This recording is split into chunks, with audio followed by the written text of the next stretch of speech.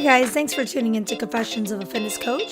I'm your host, Coach Danielle Collette, and on today's episode, I'm going to teach you breathing techniques to practice to better your endurance while running or training. That's coming up next, so stay tuned.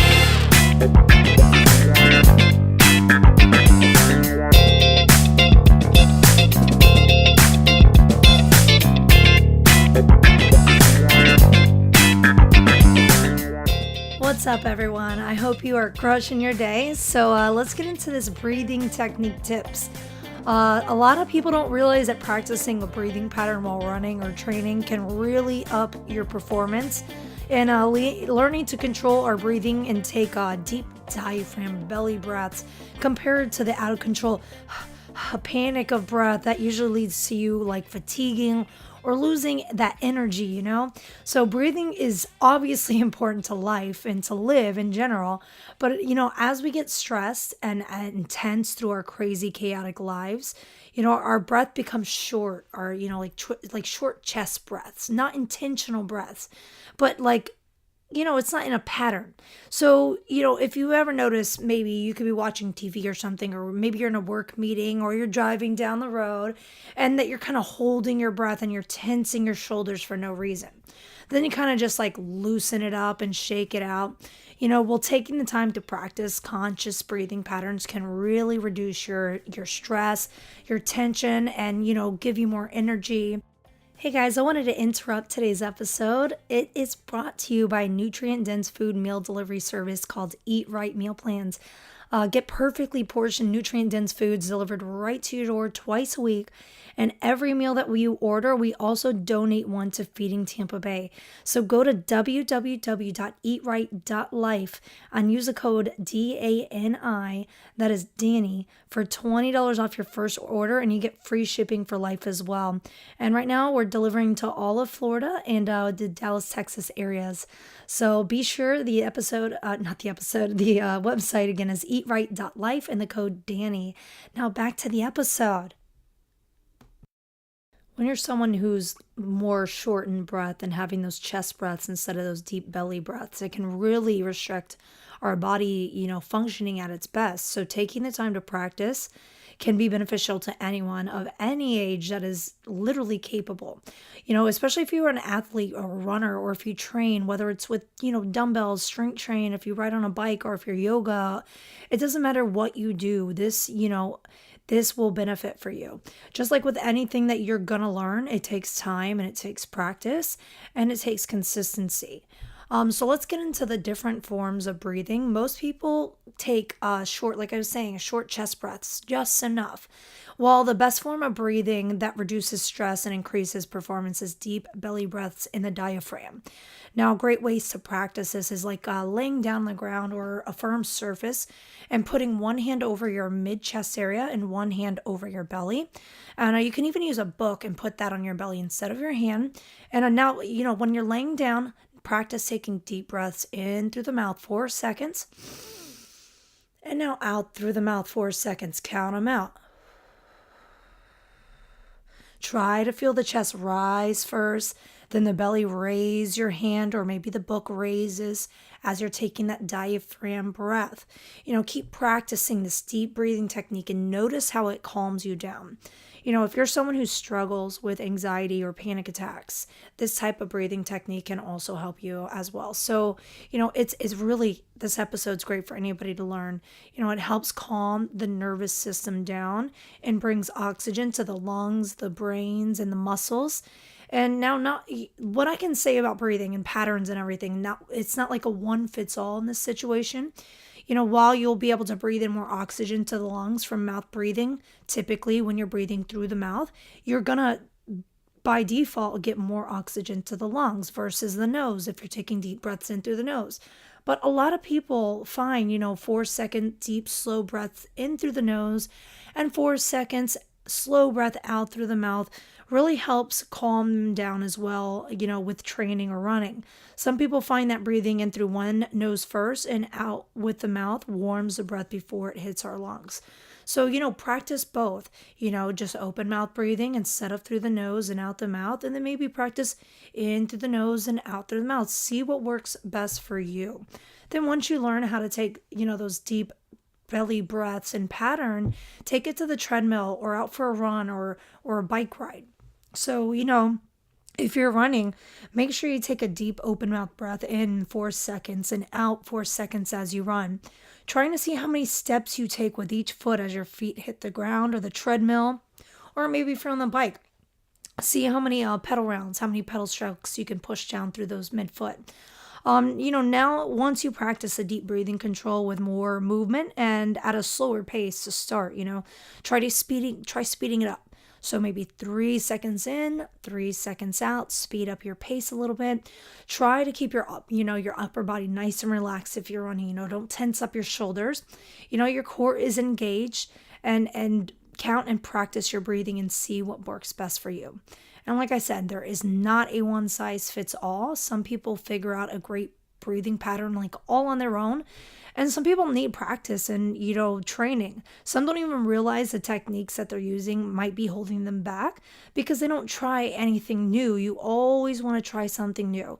Anytime you practice breathing deeply and slowly throughout the diaphragm, you're improving your VO2 max, meaning the amount of oxygen that you can hold and use in your lungs, so you can practice a step technique as well while breathing. So let's say you're going for a slower run, you could practice 3 steps while breathing in and 3 steps while breathing out. So steps meaning how many times you're hitting the ground with your feet.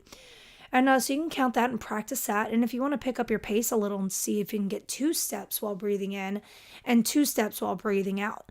And just keep practicing and see what works best for you. It'll also serve as a distraction as you're running, or if you're training, you'll be more focused on your breath and your form and where your body is, which is what you should be doing, instead of focusing on, your nervous system telling you to slow down, telling you to stop. No, don't do this. A lot of the times you just got to push past that comfortability and really learn to control the panic, control, your heart rate skyrocketing, let that breath, that deep belly breath control you, control the panic, So let's talk a little bit more about VO2 max, which is the maximum rate at which someone is able to consume and use oxygen when performing. And it can really take your training to the next level. A lot of the times VO2 max is genetic, but it also can be improved. Like with anything with practice, you can always improve your VO2 max, your lung capacity, to be able to train a little bit hard, a little bit longer as well. So great ways to practice expanding your lung capacity is with HIIT training, and which that means high intensity interval training. And that also, for you don't know, it's moments of high intensity followed by low intensity. So like the Orange Theory where I work is really, really great for that. Any HIIT, high intensity interval training classes like boot camps, spin classes are great. You can even go, to the gym and do intervals on the treadmill if you want to practice it. Also practicing climbing intervals up hills or inclines, and then maybe flat roads. So lowering the incline and kind of getting a little recovery and then going back up at your max, climbing those hills, getting that heart rate up to the max and then letting it recover just enough to get that heart rate back up again. It's tough and a lot of people don't want to do it, but that's really what's going to make a difference. Think, like I was saying, a fast sprint, then a jog. Something that gets you breathless, and then something that's like a little short of recovery. And that's why even when, like if you're a runner and you enjoy long distance and during running, you can benefit so damn much in your training if you add high intensity interval to it. It'll definitely expand the lung capacity and the rate at which you're able to continue to run and maintain it. Hey guys, I wanted to tell you guys a little bit about Amped Nutrition. It's an all-natural women's supplement with no artificial flavors or ingredients. or preservatives. We also have 11 ingredients or less in all of the products. Our protein powder is packed with nutrients and vitamins as well, and it's also vegan friendly. And we have vanilla and cacao flavors. And we have everything from a pre-workout that's all natural, from a recovery that has perluxin, that's an all natural like ibuprofen. I tell you, everybody tells me that it helps you with soreness. And I'm telling you, I've been on it for over a year, and I barely get sore after I work out anymore. So it definitely helps the pre-workout and the recovery, as well as the recharge. And I take the protein powder every day, and it really helps me retain that muscle. And the flavors are really good. And the protein is as fine as flour. You can bake with it too. So I make cookies and muffins and stuff with it. So there's plenty of other supplements on there to go check out. So go to www.ampednutrix.com. That's ampdnutrx.com and use the code DANI10 for 10% off all your orders. That's Danny10. And I'll put the website in the show notes and the code too. So just check that out after the episode and it'll all be there for you. Again, that's ampnutrix.com for all your supplement needs. Now back to the episode. The best tip that I can give you is to just stay consistent, guys. I know it's tough, and just know that if you fall off, it's okay. Get right back on, continue to practice. That's why it's called practice.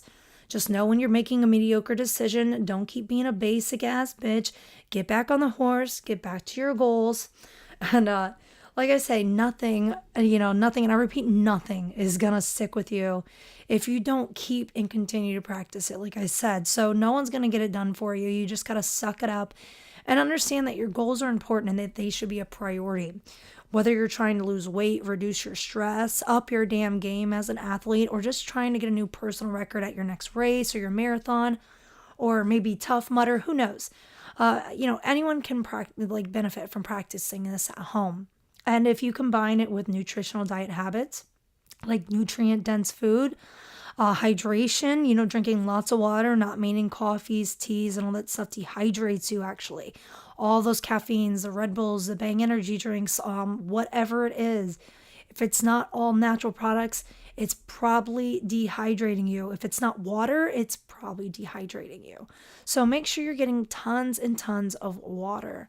And also combine it with training and stretching, working out, lifting weights. Don't be afraid of lifting weights. Muscle is the biggest fat burner there is. Your muscle is like a fat burning machine. It just continues to burn calories, continues to burn fat. So don't be afraid to gain a little muscle.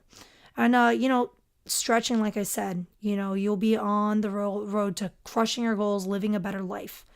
And taking the time to acknowledge that the things that you eat take a huge effect into your daily performance, whether you are training or just doing your daily routine. If the foods you're consuming aren't nutrient dense and they're just processed crap food loaded with, fillers and preservatives, you aren't going to be feeling 100, especially with all these crap that has all these added sugars. Like you'll notice it'll say sugar and then it'll have like all these weird names, which you don't know are sugar, but are actually sugar. On which I have another episode about too. Get real on sugar. Go check that out. Learn how to eat more nutrient-dense foods to better how your body feels, how it functions, less headaches. I have tons of great episodes that teach you all about that. Also, remember that stretching and mobility go hand in hand with any type of training or non-training you do for that matter. Stretching is something that you should do every damn day and not just like a 5-minute stretch in bed before you finally roll out of it. I'm talking like a deep stretch that's going to benefit your body and take your training to a deeper level as well. So stretching allows us to lengthen and stretch the muscle in those thick tissues called fascia that surround our muscles. And that's what leaves us feeling all tensed up and stressed as well. So taking the time to stretch your body properly, it's so vital to proper movement. And hell, you'll just feel better after it every time, I promise you. And they say we hold a lot of tension and a lot of stress in our muscles. That's why we tense up so much. And the only way to get rid of it is to release, stretch, and breathe. Toss on a stretching video for free on YouTube or purchase a foam roller or a lacrosse ball. Roll your back and your muscles on it to release the muscle and the thick tissue that builds up. And don't say, I'm not flexible. There's fucking big newsflash. We are all flexible as we practice to be. It might be hard for you at first, but the more that you stretch, the more flexible that you become. Shocking. The more your mind allows the body to release the muscles and relax, literally your mind tells you, nope, can't stretch that way, and you just give up. You literally have to train your mind, muscle, and tissue to release. And I can tell you firsthand that it works. And I used to hate yoga. And I'm going to tell you a funny story. I had a friend who dragged me to a hot, steamy ass yoga class. And I was in my, early 20s. And I was lifting weights at the time. I was like into it and working on my J-Lo booty, and definitely not into boring ass yoga. I was kind of skeptical going. I was like, she's my best friend. I'll go with her. We'll hang out. Well, it was dead ass freaking quiet, and some chick let out this fart, and I died laughing, and I got like the nastiest looks, and I shouldn't have laughed, but I was young and I was silly, and I fucking laughed. I'm human, okay? Anyways, it took me years to even realize how beneficial it is to practice yoga and calmness in the mind. And I really, really wish I had been into it when I was younger, because now I see how extremely beneficial it is to every single human being in this world, guide everyone. I don't care who you are or what you do. Stretching, yoga, and meditation are legit. It's the number one medicine in my mind. Helps you prevent those injuries. If your neck hurts, your shoulder hurts, your lower back hurts, stretch, guys. And get your nutrition right. My favorite yoga teacher, she's on YouTube. She's free, or you could buy her little plan she does. Her name's Boho Beautiful, Boho Beautiful. And I really like Yoga with Cassandra. She's on YouTube as well, and she does a lot of free videos that are stretching. And I'll put their info in the show notes for you as well. And also, if you haven't checked out my episode on running form and tips on pain-free running, and it's with Coach Valerie from RunRx. She's from Dallas, Texas. She's been a trainer for over 20 plus years, man. She's amazing. That episode's been my most popular episode so far. But if you really want to learn about that, these two episodes kind of go hand in hand, especially if you're a runner and you want to learn better form, better breathing techniques, because that stuff does matter. It does matter. The breathing and the breath controls the mind and controls the body and helps the muscles relax.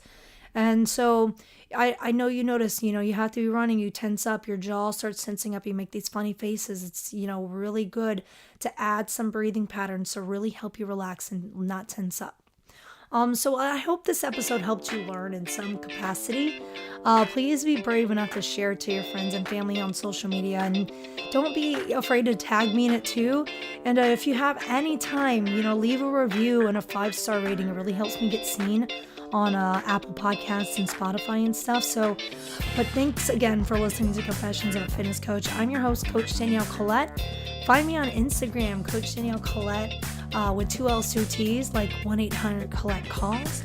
Or you can find me on Facebook at Confessions of a Fitness Coach. Is 1-800-COLLETTE-CALLS even a thing still? There's no payphones anymore. Anyways, I'm just ranting.